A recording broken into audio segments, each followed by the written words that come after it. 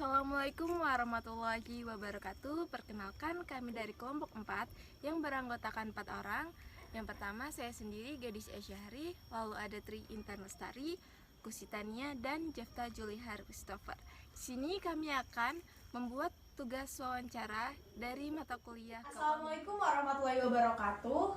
Perkenalkan, kami dari kelompok 4. Kami kali ini sudah bersama dengan narasumber kami nih, yaitu founder dari Cimolanang ID, yang pastinya teman-teman mahasiswa, terutama manajemen ya, itu mungkin udah banyak yang tahu sih tentang Cimolanang ID ini, karena ya foundernya itu dari manajemen sendiri, jadi udah nggak asing lagi lah buat teman-teman mahasiswa semuanya.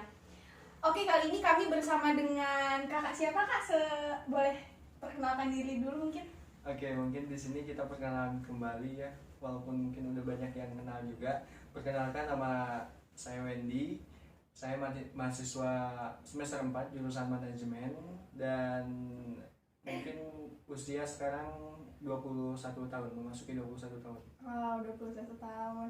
Dan seangkatan sama kita ya. Wow, iya. keren banget sih. Di usia muda udah bisa jadi pengusaha. Iya. Oke, kakak pernah ikut organisasi atau ada ikut organisasi sekarang? Untuk sekarang, saat ini memang nggak ngikut organisasi apapun. Kalau saya lebih fokus ke bisnis ya, bisnis dan juga kerja. Jadi untuk organisasi itu memang sekarang off dulu. Tapi kemarin pas semester 1, 2, dan 3 memang sempat aktif di organisasi yang tergabung himpunan mahasiswa manajemen, kemudian mengikuti beberapa kepanitiaan juga gitu. Tapi untuk sekarang memang off gitu, fokus ke bisnis yang sedang dijalani. Kalau boleh tahu mulai bisnisnya dari kapan ya Pak? Kalau bisnisnya sendiri yang awal mulanya tuh dari semester 1 kemarin. Dari semester 1 2020 ya. 2020 terus sampai sekarang lah dijalanin. Tapi kalau misalkan pas semester 1 kemarin memang dijalaninya sendiri. Jadi sendiri, jualan sendiri. Tapi semenjak tahun 2002 kemarin awal kita Tahun 2022? ya 2022 kita saya sendiri udah bangun tim gitu. Jadi karena kalau misalkan mau membuat bisnis yang besar ya harus bersama-sama dengan tim gitu, nggak bisa kita kerja sendiri, susah. Wow, keren banget ya. Oke, sebelumnya gini nih, kayaknya kita lupa kenalan nih. Oh, kita Iya. belum kenalan ya? Iya. Oh iya benar. Biar teman-teman pada tahu nih kami juga dari kelompok mana, terus siapa juga. Oh iya. Boleh dari aku dulu ya. Oke. Hai teman-teman. Perkenalkan, aku Intan Lestari dari 20 Manajemen 2. Perkenalkan, nama saya Jefta Julihar Christopher, semester 4 dari manajemen 2 juga. Dan saya Kusitania, dan saya dari 20 Manajemen 2 juga. Oh ya, foundernya atau narasumbernya dari 20 Manajemen berapa? 20 manajemen 1. Wah, keren banget ya. Manajemen 1 ya. 20 manajemen 1. Yang lain masih pada sibuk mager-mageran Iya. karena lagi online ya. Iya. Dia udah bikin Bisnis. perusahaan sendiri Iya. gitu. Oke. Mau nanya nih, kalau dari berbagai pengalaman memimpin, mana yang paling berkesan dan kenapa itu bisa berkesan gitu? Pengalaman memimpin ya. Kalau pengalaman memimpin,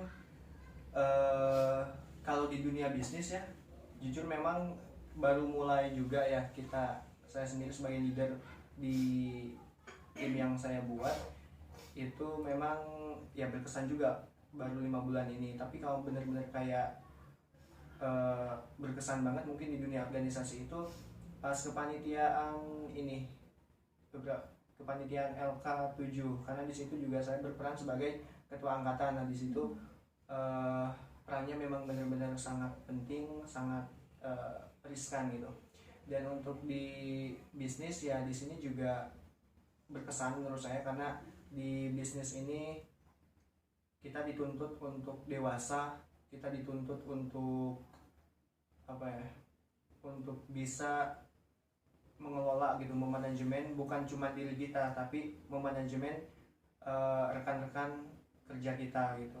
Dan di situ memang benar-benar kedewasaan itu sangat diperlukan, terutama karena kan tim saya kan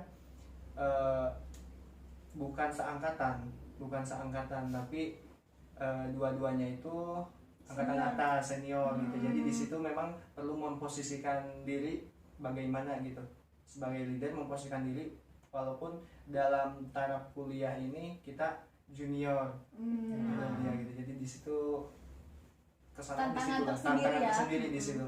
Jadi tantangan tersendiri gitu. Itu sih paling.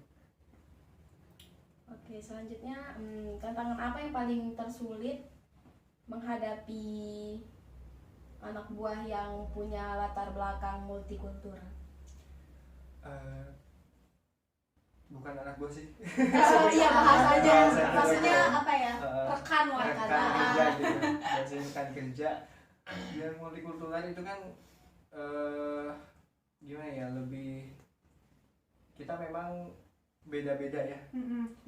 Saya sendiri Sunda, terus rekan-rekan itu yang lain itu dua-duanya dari Palembang. Beda banget ya. Beda. Kita dipertemukan di Bangka, disatukan di Bangka. Dari mungkin pola pikir dan juga dari segi bahasa, contohnya yang kalau Sunda kan cenderung lebih ke ini ya, halus kalem. Kalau Palembang tuh yang masih kalau ngomong kan agak teriak, padahal biasa sebenarnya, Agak keras ya. keras gitu kalau dalam bicara. Dan itu mungkin perlu penyesuaian gitu. Tapi karena memang saya juga udah lama tinggal di sini, jadi itu udah nggak begitu ini ya, nggak begitu mempengaruhi, begitu mempengaruhi. Dan juga yang apa namanya, tantangan di situ kita yaitu tadi harus bisa menyesuaikan diri dengan mereka. Jadi apa ya, dari semenjak awal memang harus kita ini ya, kalau mau bangun tim itu harus kita selektif gitu. Jadi jangan sembarangan kita rekrut orang untuk gabung dengan kita tanpa kita mengetahui bagaimana latar belakang mereka. Karena kalau misalkan sembarangan kita milih orang, ya takutnya nanti pas di bisnis yang kita jalani ya banyak ada masalah dikit udah goyah atau bahkan hancur gitu bisnisnya. Jadi memang yang pertama harus kita apa namanya, lakukan yang harus kita persiapkan ya itu tadi, pondasinya dulu gitu. Pondasinya dulu harus kokoh ya. Pondasi di sini ya orang-orangnya gitu, SDM-nya di situ. Jadi harus orang-orang yang benar-benar pertama kita kenal gitu, kedua kita bisa saling memahami di situ, dan tentunya orang-orangnya bisa diajak kerjasama gitu sih. Jadi saya rasa ketika kita sudah menemukan orang-orang yang pas, yang cocok untuk kita jalankan bisnis bareng-bareng, maka kesulitan ataupun hambatan itu bisa diminimalisir gitu, akan lebih mudah untuk kita mengontrolnya gitu sih. Kalau tadi kan udah bahas tentang SDM ya. Nah sekarang ngomong-ngomong tentang SDM tadi udah, sekarang kita mau bahas ke ini nih, teknologi yang sekarang kan udah makin meningkat ya. Udah apa-apa digital, pembayaran udah pakai online apa segala macam. Nah, gimana nih kakak dalam menyikapi perubahan yang sangat cepat ini? Ya, tentunya kalau misalkan kita di dunia bisnis dan tidak mengikuti arus global, maka kita akan tertinggal ya. Kita pasti akan tertinggal. Maka mau tidak mau, dan memang harus mau, kita harus terjun juga di situ gitu. Maka dari itu di awal saya sudah bilang kan, kalau misalkan ingin bisnisnya maju ya harus bangun tim pertama. Nah, dengan membangun tim ini, maka pengelolaannya, manajemennya di sana akan lebih terorganisir. Jadi kami juga di Cimolanang ada orang yang memang khusus untuk di bagian media sosial gitu. Ada yang desain kayak gitu, kemudian posting kayak gitu. Memang ada orang yang khususnya di situ. Ada yang ya di produksi dan juga di penjualan kayak gitu. Jadi seperti yang disinggung tadi, kayak mulai dari pembayaran itu juga kami sudah menggunakan QRIS atau QRIS ya.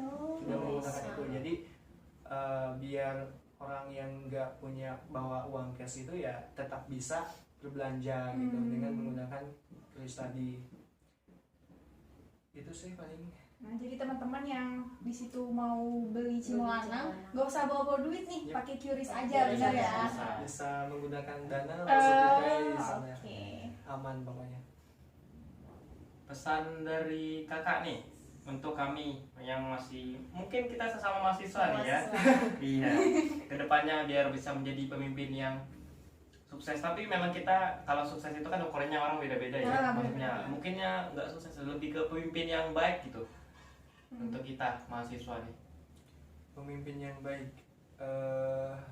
sebenarnya agak bingung juga ya definisi pemimpin yang baik itu seperti apa gitu. Setiap orang kan beda juga, benar.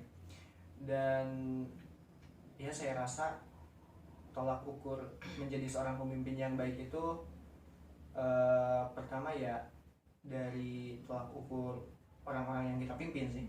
Pandangan orang-orang yang kita pimpin. Ketika orang-orang yang kita pimpin merasa nyaman dengan kepemimpinan kita dan mereka juga legowo-legowo kita pimpin, ya saya rasa kita sudah berada di jalur yang benar untuk menjadi seorang pemimpin yang baik gitu.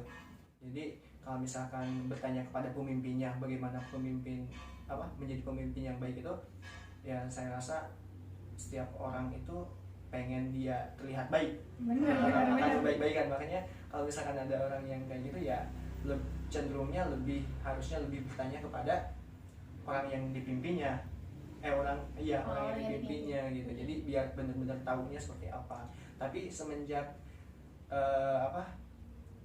saya mencoba untuk menjadi pemimpin atau leader di bisnis yang dijalani, ya pertama yaitu tadi, pertama kedewasaan kita itu diuji banget, kedewasaannya kayak bagaimana kita menyikapi ketika anggota kita atau rekan kita bersikap seperti A ataupun bersikap seperti B gitu. Kemudian kayak bagaimana kita harus tetap menumbuhkan semangat, karena kan bisnis ini naik turun ya. Iya, benar. Naik turun. Jadi kadang ada masa di mana kita berada di titik jenuh. Nah, di situ si leader ini, si pemimpin ini ya perannya penting banget. Di situ harus bisa menumbuhkan kembali semangat dalam berbisnis tadi. Jadi ya disitulah lumayan yang jadi tantangannya gitu. Jadi bukan cuma tenaga tapi mental juga Ya mental ya. juga benar, mental itu sangat rentan kadang kan kita, apalagi kita kan masih mahasiswa nih. Iya, masih punya ego. Masih punya ego. Terus kita juga masih kayak pengen main, pengen nongkrong, itu tuh masih ada di antara kami tuh. Masih sering gitu. Orang-orang kan main gitu, sedangkan kita harus jualan, harus mempersiapkan ini itu, ditambah harus kuliah juga. Di situ menjadi tantangan tersendiri untuk kami gitu. Dan mungkin di situ juga kayak untuk kita berkembang lebih pesat itu memang agak masih cukup terbatas, cukup sulit, karena ya dibatasi dengan yang kita, pertama mahasiswa tadi waktunya banyak terpakai di kampus kuliah. Kemudian ada satu orang juga yang masih di lingkup organisasi ya, di situ yang memang tidak bisa ditinggalkan dulu untuk saat ini. Kemudian kita juga masih kerja gitu, masing-masing di antara kami masih ada kerjaan tetap di samping bisnis gitu. Jadi di situ kami belum benar-benar bisa fokus ke situ gitu, ke bisnisnya. Tapi sebisa mungkin, semaksimal mungkin kami tetap memaksimalkan gitu untuk bisnis ini biar terus berkembang dan bertahan. Itu sih. Oke, selanjutnya apa nih moto kepemimpinan kakak untuk sukses? Motonya. Moto untuk sukses. Biar kita ketularan nih suksesnya Ketularan, gitu. Ya, motonya ya apa ya? Hidup adalah pilihan. Oh, Hidup iya adalah sih, pilihan benar. gitu. Tapi Ya. kan pilihan itu kan kadang ada yang enak, ada Iya, yang nggak nah enak ya. itu dia gitu. Nah, Ya kalau misalkan pilihannya ada dua, mau sukses atau nggak sukses, ya saya lebih sukses. Sukses, benar. Nah di situ jadi kita mau jadi apa sebenarnya tergantung pada diri kita sendiri ya. Kita mau memilih apa gitu. Kita mau jadi pengusaha, kita mau jadi dokter, itu pilihan kita. Kita mau jadi dosen, itu pilihan kita.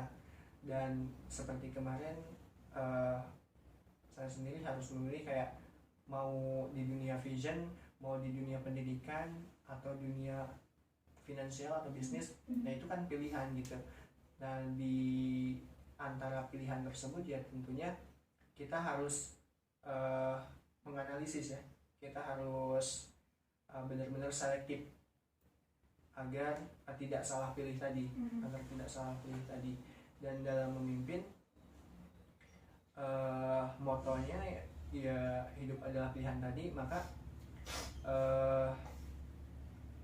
kita harus berani gitu memutuskan ambil resiko.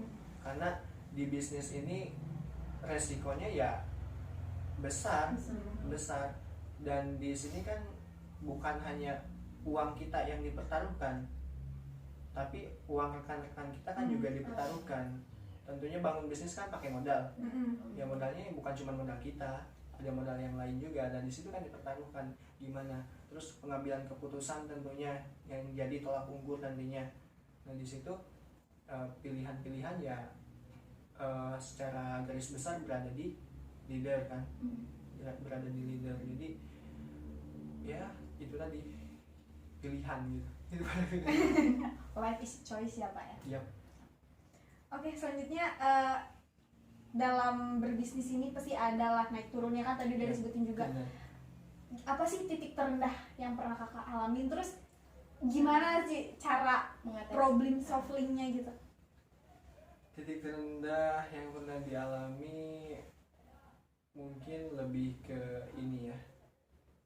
Kalau untuk sekarang dengan bangun tim itu ya alhamdulillahnya masih bisa terkontrol ya, masih bisa terkontrol. Palingan sebelum kita bangun tim kemarin ya kayak saya sendiri belum bisa dalam pengembangan bisnisnya ya, karena memang sendiri kan kalau dulu. Jadi memang benar-benar ada masanya dimana benar-benar sulit banget untuk bangkit lagi di bisnis. Pertama, kalau sendiri itu susahnya nggak ada pendorong, nggak ada penyemangat tadi. Apa-apa ngelakuin sendiri. Jadi sulit banget ketika kita udah berada di titik jenuh tuh untuk kembali menyemangati diri itu ya sulit gitu. Beda lagi dengan ada tim saling menyemangati di situ gitu. Kalau dulu susah, maka itu untuk bangkitnya ya salah satunya pikiran mulai terbuka juga, udah mulai open minded juga, udah kayaknya harus bangun tim gitu. Karena dalam bisnis nggak bangun tim itu bisnisnya susah berkembang, nggak bisa berkembang, kita nggak bisa sukses dalam bisnis kalau misalkan cuman sendiri gitu. Harus maju bersama. Jadi kuncinya tim ya. Harus bangun tim gitu. Oke, ada yang lain mungkin dari teman-teman, mungkin ada pertanyaan gitu? Udah cukup nggak ya? Udah cukup ya. Mau nanya satu aja deh.